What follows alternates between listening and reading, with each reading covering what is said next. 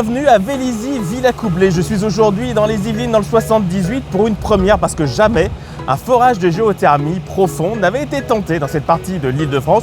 Pourquoi? Tout simplement parce que descendre dans le Dogger, c'est pas facile. C'est un réservoir qui se trouve à 1600 mètres et il faut s'assurer que le Dogger à cet endroit-là fournisse assez d'eau.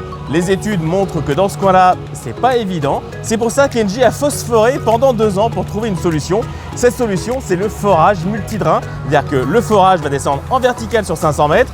Ensuite, ça part en biais et à l'arrivée au Dogger, ça part en deux et ça fait un U. L'idée derrière ce système, c'est de passer 2 fois dans le Dogger avec 2 drains pour avoir un débit suffisant. Il est estimé à 350 m3. Ça, on le saura dans 60 jours.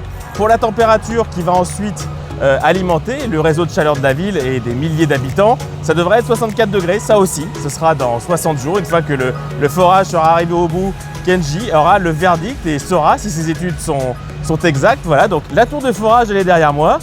C'est 40 mètres de haut, des tubes de 9 mètres, un trépan qui est en train de creuser. La tête donne en ce moment même sa position en temps réel pour savoir si elle suit la trajectoire. Une trajectoire qui peut être ajustée pour ensuite arriver à faire ce forage dans les temps.